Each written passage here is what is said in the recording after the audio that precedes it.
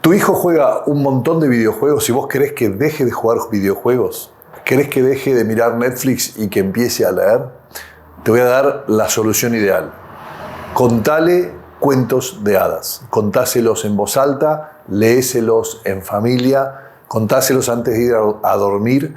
Dale muchos cuentos de hadas. Cuentos de hadas que cultiven su imaginación y que le dejen pensando que el videojuego es simplemente aburrido. Pensá en esto. Si tu hijo juega muchos videojuegos es porque está buscando esa misma experiencia que le da la buena literatura. Está buscando en el videojuego esa realidad virtual o esa realidad que es para él más real que la realidad de acá, en donde meterse completamente, un mundo simplificado donde él tiene que lograr ciertos objetivos, para bien o para mal. Como te dije en mis videos anteriores, la literatura te puede formar el alma para bien o te la puede formar para mal. Entonces, vamos a los cuentos de hadas específicamente. La experiencia del gran autor Patrick O'Brian, que escribe el libro A Landscape with Dragons, cuando él habla de los cuentos de hadas, es una experiencia que hemos tenido los que hemos leído en casa, los que hemos hecho homeschooling.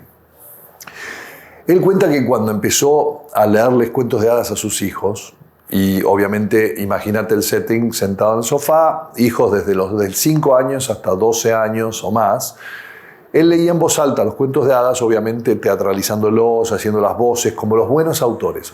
Varias veces te he dicho que vayas a las mejores compañías de audiolibros a buscar cómo leen los profesionales los cuentos de hadas o cómo leen los profesionales las grandes novelas. Y te vas a dar cuenta que hay que poner voces, hay que dramatizar un poco, como si fuera la película pero sin música. Cuenta Michael O'Brien, que cuando él leía cuentos de hadas en su casa, el niño de 5 años captaba cosas que los otros a veces no. Lo que es interesante es que todos captaban a diferentes niveles de la misma historia. Pero lo que empezó a ocurrir, dice él, es que esos cuentos iban empezando a incorporar no solo en la imaginación de sus hijos, sino que también se incorporaban en el juego de sus hijos. Al día siguiente querían vestirse de cruzado, querían hacer una cabeza de dragón, querían hacer todas las cosas que aparecen en los cuentos de hadas para poder realmente vestir esa nueva aventura y esa nueva lucha del mal contra el bien y el bien contra el mal, y vestirlo de manera que con mucho ingenio, decía él, ¿no? Y lo que empezó a ocurrir es que ellos mismos iban completando las historias, los cuentos de hadas. Ellos mismos iban empezando a crear, a subcrear. Empezaban a ser ellos mismos cuentistas de cuentos nuevos, de cuentos de hadas. Pero para eso hace falta que les hayas leído bastantes cuentos y que ellos empiecen a ver un patrón de conducta. Sobre ese patrón te quiero hablar hoy. Pero baste decir esta perla de conocimiento, que es: cuantos más cuentos les leas a tus hijos, mayor va a ser su imaginación y mejor va a ser, y mucho más va a reemplazar más fácilmente a los videojuegos, a la influencia nefasta de toda la electrónica y la hiperestimulación de las pantallas. ¿Por qué? Las historias de hadas tienen un comienzo, un medio y un fin.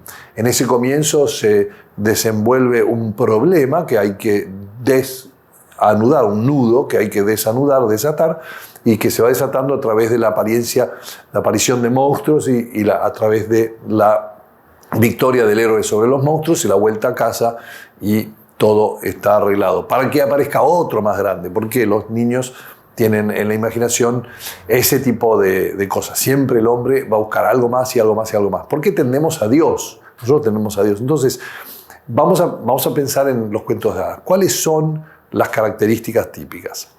Te remito de vuelta a Tolkien. Tolkien tiene un gran ensayo defendiendo los cuentos de hadas, y Tolkien menciona que los cuentos de hadas son cuentos que aparecen en todas las culturas del mundo desde la más remota antigüedad. Es que es natural para el ser humano contar historias, es muy natural, y eso es una cosa que tenés que marcar. Nosotros siempre buscamos contar historias. Es una de las razones por la cual la educación enciclopédica falla tanto, porque deja de contar historias y pasa a contar los hechos de manera seca, descarnada y arreglada enciclopédicamente en orden alfabético, como si esto fuera científico. Y lo científico se toma como lo único serio y lo que debe primar sobre todo lo demás. Cuando en realidad es todo al revés. ¿Cómo sé que es todo al revés? Bueno, no tenés más que leer la Biblia. Los primeros 70 capítulos de la Biblia, desde el Génesis hasta Éxodo, son cuentos, historias en realidad. Es una historia, no es un cuento porque es real, pero son historias. La historia de Adán y de Eva y el jardín, la víbora, se introduce el dragón, se introduce el mal, la elección equivocada, la necesidad de ser echados de donde ellos, su lugar natural, el paraíso, la pérdida del paraíso, la elección de volver a la lógica opuesta de la obediencia y el amor para volver a recuperar ese paraíso en algún tiempo futuro. El sacrificio personal, aparece Caín, el sacrificio del otro, o sea, el dominio del otro, la envidia, la muerte del otro, se divide en las tribus, Caín por un lado con los malos, por así decir, los hijos de Caín, y los otros hijos de Adán y de Eva como el pueblo bueno, y ahí va pasando que algunos son mejores, otros son peores, se casan los hijos de unos con las hijas de otros, eso introduce un conflicto, ese conflicto, incluso se habla de gigantes, se habla de ángeles, se habla de los hijos de Dios, se habla de un montón de cosas. Aparece un libro apócrifo, el libro de Enoc, tan celebrado estos días, pero en ese libro apócrifo aparecen más personajes así. Pero bueno, en la literatura y el imaginario del hombre siempre estuvo todo esto. Ahora, en la Biblia no es una imaginación, sino que son cosas que realmente ocurrieron, pero nosotros, para interpretarlas y para leerlas correctamente, necesitamos recuperar ese lenguaje profético y mítico y simbólico que tenía el hombre hasta el medioevo y un poco más, y que se perdió con el racionalismo. Pero bueno, I digress. Vamos de vuelta al punto que nos convoca. Desde la Biblia, además, Cristo, el gran maestro, el gran educador, ¿qué es lo que hace? ¿Alguno de ustedes aprendió a amar a Dios por la teología, por la filosofía, por la matemática, por las proporciones de las cosas en este mundo? ¿No es más bien que aprendemos a conocer o nos aproximamos a una idea de Dios, a una idea de una divinidad, a una idea de nuestra relación y nuestra realidad en el mundo con las historias? ¿Qué es lo que hace Cristo? Cuenta parábolas. Cristo no da dogmas, habla en parábolas. Habla en parábolas porque es la mejor manera en que el hombre tiene de transmitir las tradiciones del uno al otro y la mejor manera de aprender. Por eso nosotros también buscamos en estas parábolas de hadas o cuentos de hadas, buscamos algo parecido. Entonces, Cristo en las parábolas dice, había un rey y que quería preparar el casamiento de su hijo. Invitó a todo el mundo al banquete y nadie vino. Y luego sale a invitar a otros y nadie vino, todos pusieron excusas. Entonces, ¿qué es lo que hace el rey? Algo que nunca hace un rey, algo que nadie hace. Vayan, le dice a los sirvientes, por el costado de las rutas, recojan a toda la gente que vean, los pordioseros, los mendigos, los mercaderes, las prostitutas, lo que venga, y tráiganlos todos, esos van a ser mis invitados. ¿Qué rey actúa así? O un sembrador salió a sembrar y agarró las semillas y las tiró sobre las rocas. ¡Qué desperdicio! ¡Qué mal agricultor! Y sobre las espinas, pésimo agricultor. Y sobre el costado del camino y sobre tierra fértil. ¿Qué tipo de agricultor desperdicia 2/3 de sus semillas en lugares que no son propicios para la agricultura? Dios. Porque Dios puede sacar frutos incluso de las rocas. Pero es, si quieren, un cuento de hadas. Es, de alguna manera, hablar en parábolas es una manera de hablar como un cuento de hadas. Los cuentos de hadas no hacen otra cosa que poner estos mismos ejemplos que ¿qué es lo que estamos mirando? ¿Cuál es la lógica subyacente? El bien, el poder de Dios, de sacar frutos de la roca, de las espinas, del costado del camino, y la tierra fértil también. El actuar de Dios, por ejemplo, vino un enemigo y le sembró cizaña la noche sobre el trigo, y decían, ¿vamos a sacar la cizaña? No, esperen a que crezcan, porque cuando son chiquititos son todos parecidos, esperen a que crezcan y cuando crezcan separamos el trigo de la cizaña la quemamos en el fuego. La sabiduría de un rey sabio, la sabiduría de Dios, la lógica en que Dios piensa las cosas. Dios exige de un talento, o sea, dice, yo cosecho donde no sembré, dice en otra parábola. Y así, entonces, los cuentos de hadas muchas veces nos hablan de las mismas cosas. Tolkien nos mencionaba que los cuentos de hadas están en todas las culturas y se usaban para educar, se usaban para mostrar a los hijos, para educar no solo la imaginación, sino el comportamiento, las virtudes. Porque pensemos bien, ¿qué es un cuento de hadas? Es una manera de abstraernos a una subcreación, o sea, es una creación mía. ¿Por qué? Porque yo comparto en mi imagen y semejanza divina, comparto la capacidad de crear, de subcrear. Tengo la capacidad creativa. ¿Por qué? Porque nos dice Santo Tomás que el hombre, en su definición de la ley natural, el hombre comparte con Dios esa capacidad de comprender el universo que lo rodea y su orden, y de ser providente en lo que le toca gobernar. Y esa es la ley natural, aquella participación en la ley eterna que le toca al hombre y su capacidad de gobernar las cosas bien. Entonces, eso incluye la subcreación. Entonces, Tolkien, cuando crea la Tierra Media, es una subcreación. Es una tierra que no existe en realidad, pero sí en la imaginación. Es una tierra imaginaria en donde ocurren cosas fuera de la lógica cristiana o si quieren, del cristianismo. No hay una raza caída que necesita ser redimida o fue redimida y los buenos y los malos se definen por el Redentor. No, es una cosa más simple, pero sigue existiendo esa misma lógica subyacente del bien y del mal.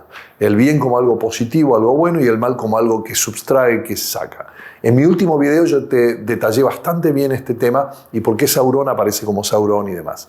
Pero yo quiero concentrarme ahora en el punto de que el cuento de hadas, la subcreación, nos permite a nosotros cerrar los ojos, alejarnos de la realidad y aterrizar en un mundo que es virtual, pero no es virtual, que es real en un cierto sentido muy profundo, que tiene seres angélicos, que tiene magia, por así decirlo, que serían estos seres angélicos, puede ser seres que pueden hacer cosas que el hombre solo no puede hacer, ciertos poderes, y vamos a ver que la lógica es que en estas historias el ser angélico, si la magia es buena, va a actuar para potenciar el bien, no para reemplazar el bien. ¿Por qué? Porque hay dos lógicas en el mundo. Desde la creación, desde que Dios dijo, yo te hice a ti gratuitamente y por amor, Adán y Eva. Los he hecho por amor. Y en la sobreabundancia de amor les he hecho un jardín. Les he colgado las estrellas en el cielo. Les he plantado frutas para que coman. Les he dado dominio sobre los animales, sobre los vegetales, sobre toda la tierra. Les he dado la capacidad de comprender el orden de las cosas, y a vos, Adán, te he dado la capacidad de nombrar las cosas. Recuerden que nombrar algo era conocerlo desde sus causas, desde su más profunda intimidad, y por lo tanto poder dominarlo en el sentido de que las cosas que se dominan, pero al otro lo conozco como persona, me relaciono en una comunión de personas, y entonces al otro lo amo. En esa misma lógica divina, Adán y Eva escucharon la lógica de la serpiente, del dragón, de aquel que viene y le dice, no, Dios te está mintiendo, te dice eso porque te quiere dominar.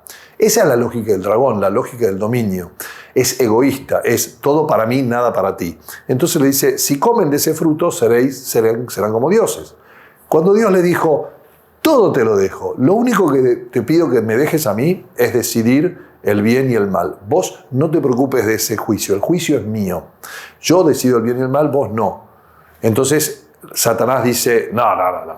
¿Cómo que Dios decide el bien y el mal? Claro, así cualquiera te va a tener de esclavito. Entonces, no, andá y comé la fruta y vos vas a poder ser como Dios, vas a poder elegir el bien y el mal. ¿Qué le dijo Dios? El día que comas, morirás, seguramente morirás. ¿Qué significa morir? Dejar de ser lo que sos. O sea, te sustraes hasta que no queda nada de vos. Del polvo venimos, al polvo volvemos. En la separación de cuerpo y alma, porque el alma es eterna, el cuerpo deja de ser lo que es, porque pasa, como toda la materia pasa y se transforma, y se convierte en polvo, en otra cosa. Dióxido de carbono, lo que vos quieras. Y el alma, que es permanente, una vez creada no deja de existir, tiene un destino, para bien o para mal. El destino es con Dios o en ausencia de Dios. Con Dios en el cielo, ausencia de Dios en el infierno. Entonces, esa lógica que Satanás se la quedó bien calladita porque él sufría la ausencia de Dios y quería que nosotros sufriésemos lo mismo. Y Satanás no es que quiere perder al hombre porque detesta al hombre porque detesta a Dios. O sea, su lucha es contra Dios. Nosotros somos un mero peón en el tablero de ajedrez. Él nos elimina con una simple carcajada y una tentación muy burda. Bueno, Eva cae, Adán cae y se desata toda esta lógica de los cuentos, de las historias, de los cuentos de hadas, pero es una lógica que permea, que es muy, muy real. Por eso las historias nos atraen, porque vemos la realidad, pero la vemos descarnada de las complejidades de todos los días. ¿Qué pasa? Yo todos los días me tengo que tomar un colectivo, que llego tarde, que las leyes argentinas, que el gobierno esto, que los taxis aquello, que me tocan bocina, que esto... Todo eso me distrae de la verdad, de la esencia de las cosas. ¿Cómo sé que me distrae? Porque todos ustedes y todos nosotros vivimos distraídos. Pasamos la vida mirando televisión y las noticias. Las noticias nos hacen creer todos los días que hay algo nuevo. Cuando si te pones das 5 pasos para atrás y empezás a escuchar las noticias una vez por semana, vas a ver que nada cambia. Escucharlas una vez por mes, vas a ver que nada cambia. Una vez por año y vas a ver que nada cambia. Todo sigue igual. Porque la lógica del demonio es, la lógica de la realidad es distraerte, porque el tiempo pasa. Tempus fugit, el tiempo pasa rápido, se va, y el tiempo es un regalo divino del cual debemos dar cuenta. Entonces, cuando el demonio no nos pudo hacer el mal, por lo menos nos hace perder el tiempo, ser banales. Las historias de hadas nos incitan a tener aventuras, nos invitan, por lo menos en la cabeza estamos teniendo aventuras y volvemos a tener esas aventuras que nos vuelven a desafiar y a querer decir, che, se puede ser un héroe. Y empezamos a relacionar las cosas porque empieza a mover la imaginación de manera tal de que nos permite relacionar la realidad y simbólicamente ver cómo esto es un paquete nuevo, es un empaquetado nuevo de una vieja mentira o un empaquetado nuevo de una vieja virtud o una manera nueva de contar una historia vieja que ya se contó 1000 veces en la Ilíada, la Odisea, en las Sagradas Escrituras, en los cuentos de hadas, etc. Por eso que las novelas siempre son sobre la misma temática. La vida, la muerte, el amor, la redención o salvación o la perdición. Son tragedias, son comedias, pero siempre tienen un empaquetado nuevo, pero es la misma temática. Los cuentos de hadas es lo mismo. ¿Cuál es la objeción a los cuentos de hadas? Bueno, el tema de la magia para los cristianos. Pero el tema de la magia hay que pensarlo así. La magia buena no es que es neutra. Tengo magia y lo puedo usar porque yo soy bueno, la uso para el bien, elijo yo el bien y el mal. No, eso está mal. Es la vieja tentación. Elegir de vuelta el bien y el mal. Y si soy malo, le elijo mal. No, no es una cosa neutra como una Coca-Cola que yo tomo y decido usarla para sacarle el óxido a un tornillo, bien, o tomármela y destruirme el hígado, mal. ¿Qué sé yo? Digo, con el perdón a aquellos que les encanta la Coca-Cola, me incluyo. Pero el punto se entiende, o sea, no es eso. La magia buena, o sea, en los cuentos de hadas, cuando aparece algo mágico, por ejemplo, en los cuentos de Grimm o de Hans Christian Andersen, el calderón, así el caldero mágico que a una familia pobre se llena de este guiso y sigue dando guiso y nunca le falta qué comer. Eso no es otra cosa que recontar lo que hizo el profeta Elías con la viuda de Sarepta, que se moría de hambre y dijo, ya, vení y dame la bendición final porque yo me muero de hambre y me muero de todos. Estaba toda la tierra en sequía hace 3 años por un castigo divino y le quedaba un poquito de aceite. ¿Qué es lo que hace Elías? Un milagro. Le multiplica el aceite y el aceite siempre da y la mantiene a la viuda hasta que se muere. ¿Por qué? Porque Dios cuida a las viudas y los huérfanos. Porque Dios es providente. Porque los milagros existen y es una manera en que Dios los manifiesta. Esa es la magia buena.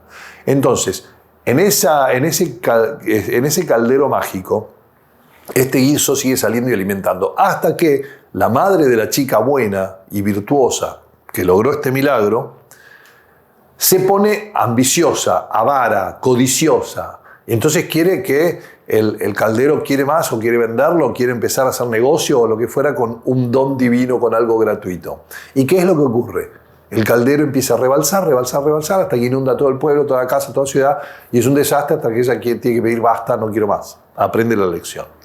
Lo mismo ocurre con la princesa, o sea, con la madre que tiene una hija mal hablada y bien hablada. La mal hablada saca sapos cada vez que habla, la bien hablada saca cosas de oro, cosas lindas y qué sé yo. Entonces la madre quiere hacer que la mal hablada hable bien para tener oro. ¿Para qué? Para enriquecerse. Y la otra no puede con su genio y nunca le sale oro, sino que le salen sapos. ¿Por qué? Porque la naturaleza no cambia así y porque no se puede usar. Esto es el pecado de simonía. No se puede usar las gracias en venderlas así para capitalizar y vender. Bien, entonces tenemos este tema de los cuentos de hadas que nos manifiestan esta lógica. Entonces la magia son milagros, son maneras en que la providencia divina pone a un ser capaz, como cuando si te pusiera un ángel enfrente, que es capaz de abrirte una puerta que con tu propia fuerza no podés abrir. Como el ángel que corrió la entrada a la tumba de Jesús resucitado para que las mujeres pudiesen verlo. Esa tumba no se podía abrir con una persona, 2 personas, 3 personas. Hacía falta muchos hombres para mover esa piedra pesada. Un ángel la remueve simplemente para lograr el fin de la religiosidad. Y este es el otro punto de los cuentos de hadas. Nos dice muy bien Michael O'Brien en su libro que los cuentos de hadas son religiosos porque son una manera en donde nos acercamos a través de esa buena magia, si querés, o esa gracia, esa oración, esa providencia que aparece en el último minuto en un lugar en la forma de un Gandalf, en la forma de un Merlín, en la forma de lo que fuera, para poder lograr lo que los buenos hombres intentaron y no pudieron lograr, y se abandona a la divina providencia, como Beowulf, que se abandona al cuidado de la divina providencia y vence a los monstruos. Eso nos va llevando, el alma va llevando a esa relación con un ser divino, que es el alma buena busca encontrar a Dios, para conocer a Dios, para amar a Dios y rendirse a Él. Busca devolverle ese amor que Dios le da en la creación. Sobreabundancia del don, del amar, del darse al otro. En cambio, la mala magia y las malas historias son personajes que utilizan dragones o que utilizan incluso fuerzas ocultas o los demonios. ¿Para qué? Para lograr dominar al otro, para ser jefes, para poder esclavizar al otro y usarlo para su propio placer. En Aladino está la lámpara, el genio se quiere usar, Aladino lo usa para el bien, porque es un chico pobre. En cambio, el mago que buscaba y que es el que le da parte de la existencia de esta lámpara, lo quería para dominar incluso al Payá, o no sé cómo se llamaba, el jefe del rey de toda esta tierra imaginaria. Entonces tenemos en los cuentos de hadas este tema de que si te llevan el alma a encontrar a Dios y rendirte ante su misericordia. Es un poco aquello que decía en el video anterior yo, que era esa mujer que decía que se había enamorado de Aslan, el león de C.S. Lewis de Narnia, como figura crística mucho más que de Cristo. ¿Por qué los leones hoy en día los miramos en televisión y los vemos en el zoológico? Y no, son gatos lindísimos, son fuerza, son vitalidad, tienen una melena. Es típico. Pero bueno, lo que te quiero decir es que el alma, si hay un movimiento del alma hacia Dios para rendirse a Él, está bien. Si en cambio hay un movimiento del alma hacia lo oculto para poder dominar la materia y con eso dominar a los demás, está mal. Esa es la lógica del Juego de Tronos. Esa es una subcreación perversa. Esa es la lógica de muchas otras cosas. Entonces, mirando lo que tienen en común los cuentos de hadas y las historias sanas, buenas, bellas, verdaderas. Y los cuentos de hadas son parte de esto. Y son parte del imaginario del hombre. ¿Y por qué es importante tener cuentos de hadas? Porque el desarrollo de la imaginación es algo humano. Si nosotros solamente leyésemos documentales históricos, la imaginación queda en poco y nada. Y esto es uno de los dramas que ocurre con Netflix, con Amazon y con las películas nuevas. Los efectos especiales son tan buenos, son tan realistas, que el hiperrealismo de todo nos quita la capacidad de usar la imaginación para imaginar las cosas. Nos muestran anatómicamente perfecto cómo reacciona el cuerpo ante una bala, ante un golpe, nos muestran sangre, nos muestran pornográficamente las cosas, el interior del hombre, cortado con una espada por la mitad, la sexualidad explícita y absoluta. Lo único que les falta es mostrarnos ir al baño, que algunas películas incluso lo hacen. Es desagradable. ¿Por qué? Porque matan toda inocencia, matan toda imaginación, matan toda capacidad de nuestra imaginación de volver a ser inocente. Cuanto más mamamos de esa fuente, cuanto más bebemos de esa fuente, menos imaginación tenemos, más seca está nuestra alma. Cuanto más bebemos de la fuente de los cuentos de hadas, de los cuentos buenos, bellos y verdaderos que les estoy diciendo, más la imaginación crece, se fortalece y dispara la necesidad del hombre o del joven a tener una aventura, a querer salir y hacer cosas, e imaginarse en esa aventura como el héroe. Más nos lleva a querer imitar esos ejemplos. Por eso que digo que si quieren que sus hijos lean, si quieren que sus hijos dejen los juegos electrónicos, léanles cuentos de hadas y van a lograr un efecto absolutamente magnífico. En poco tiempo, léanlos en voz alta, léanlos en familia, sorpréndanse y cuando ellos quieran escribir su propio cuento de hadas, por supuesto, esa subcreación es válida, que lo hagan. Simplemente ustedes ayúdenlos a que la lógica esté perfecta, pero ellos lo van a imitar como se aprende todo, por la imitación. Entonces, muéstrenle los mejores ejemplos y van a llegar a imitar. Si te interesa este tema y querés saber más, no desesperes. Te voy a contar en el próximo video sobre los dragones y sobre los diferentes símbolos que utilizan los cuentos de hadas para que más o menos estés en tema. Pero además, te doy una primicia. Te voy a dar más adelante una buena serie de charlas sobre la literatura infantil que te va a gustar mucho porque te va a ayudar mucho no solo a discutir estos cuentos con tus hijos, sino a entender a Hans Christian Andersen y a entender a los hermanos Grimm y a entender las fábulas realmente bien. Porque muchas veces nosotros no entendemos por qué Hansel y Gretel es un buen cuento. Cuando son dos niños, hijos de un padre que se vuelve a casar, la madrastra siempre es mala en estas cosas, y ese padre los abandona en un bosque para que se mueran porque no los puede mantener. ¿Qué tipo de lección hay en esto? Pero la hay. Pero tenés que entender la dinámica detrás. De eso te voy a hablar en un futuro cercano. Ahora quiero que te quedes con esto que te dije hoy. Cuentos de hadas. Léeselos en voz alta a tus hijos y prepárate para estar muy, muy sorprendido, muy contento y a tener que hacer una inversión en muy buenos libros. Espero que te haya gustado este video, que te haya servido. Si te gustó, hace clic en la campanita, pone like, suscríbete, seguinos en nuestros canales y todas esas cosas que hacen que YouTube, el algoritmo de YouTube, diga es bueno que te muestre videos sobre este tema. Nos vemos en el próximo video y espero que te haya gustado este de aquí. ¿No viste mi video anterior? Te lo dejo acá en un link en la pantalla para que puedas ir y saber más sobre este tema tan importante y tan profundo para vos y para tus hijos. Nos vemos en el próximo video.